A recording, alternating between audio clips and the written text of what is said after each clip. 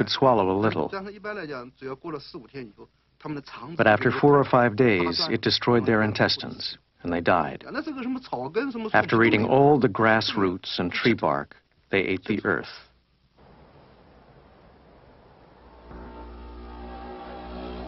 The famine lasted 3 years. An estimated 30 million people died. Mao's revolution, fought to give the Chinese people a better life, had helped create the largest famine in history. In 1961, Peng Dehuai, a lone voice, wrote, "Grain scattered across the ground. Potato leaves withered. Strong young people have gone to make steel. Only children and old women reap the crops. How will they eat next year? Please, think of the people."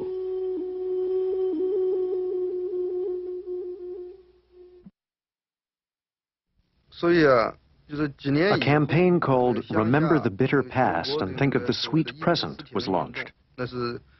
The peasants were told, "Chairman Mao and the party want you to talk about your suffering before 1949, so that young people will realize what a happy life they have now, and how they owe all this to the party and Chairman Mao."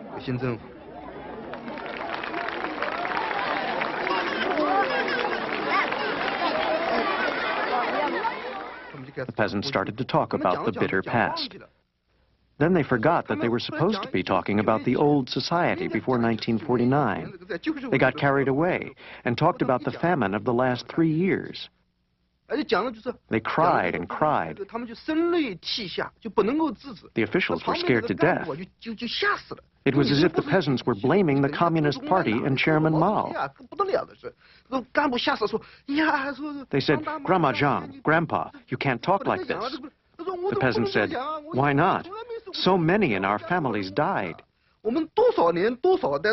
Never, ever have we had such a terrible time."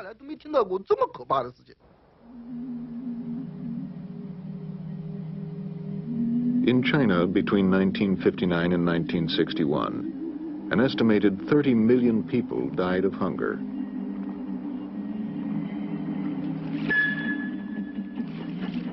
Officially, the communist government blamed the catastrophe on floods and drought. But in party meetings, they admitted that the famine was largely created by their own policies. Their efforts to rebuild the country would spark a struggle inside the party. A struggle that would engulf the Chinese people in chaos and terror.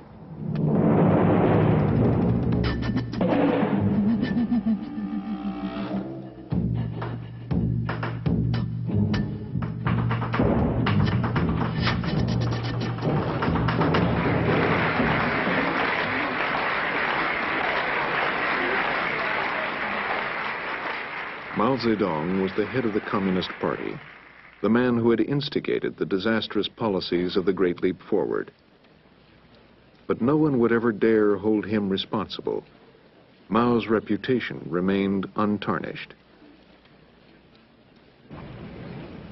During this time, Mao had chosen to withdraw from day-to-day government. Liu Shaoqi took over. Although people respected Liu Shaoqi, and he had great authority, he could not compare with Mao. I remember after Mao resigned as head of state, the People's Congress elected Liu Shaoqi to succeed him. We had parades to celebrate. But people shouted, "Long live Chairman Mao." Not a single person shouted, "Long live Chairman Liu." Liu was a veteran revolutionary and one of the most conscientious and talented in the party. He worked with Zhou Enlai and Deng Xiaoping to rebuild the country. They had to do it without foreign help. China's communist government had long viewed America as its principal enemy. Now, as U.S. involvement in the Vietnam War escalated, so did anti-American rhetoric. Relations with the Soviet Union were no better. In the 1950s, Soviet experts had helped build Chinese industry. But by the end of the decade, disagreements between Mao and Nikita Khrushchev reached breaking point. Soviet experts shredded their blueprints and returned home. Now, Liu shifted economic focus from developing heavy industry to making consumer goods. He relaxed controls on the peasants. They remained in communes, but they were allowed to make money farming on the side. China's recovery was fast. People who had worked day and night were given time off.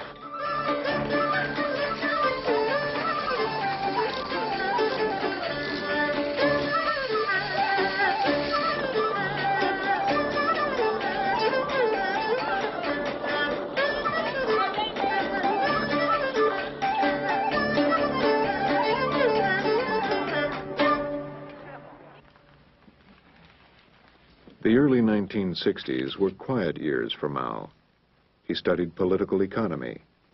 He read the Chinese classics of warfare and romance. Later, there were more dance parties. Before, they were once a week on Saturday. Then they were increased to twice a week on Wednesday and Saturday. There was another big change. Another room was set up by the ballroom. Sometimes, during the party, Mao took young girls into this room to rest with him.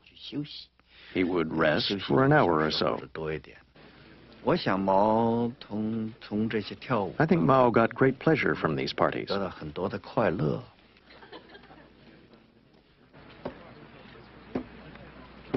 1963, Mao had tired of political seclusion. At 70, he still dreamed of realizing a communist utopia. He began to plan the final and most revolutionary act of his political career.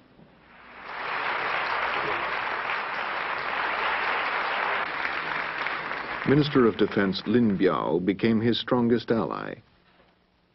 In 1964, Lin published a pocket-sized book called Quotations from Chairman Mao Zedong. First, it was distributed throughout the army, then in work units and schools across the country. We were educated to love the party, our country, and our leader. Even if we didn't understand his words, we deeply believed that he was always right. As long as we did what Mao said, we were doing the right thing.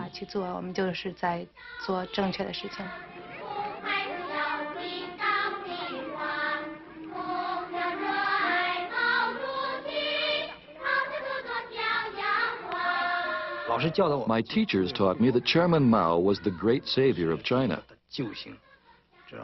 and he brought liberation to China. This idea was stamped in my mind and ran through my blood.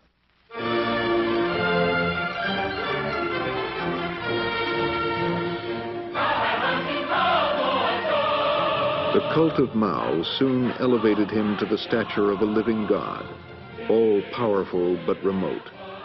For Mao rarely appeared in public. His speeches were not broadcast. Most Chinese had never heard his voice.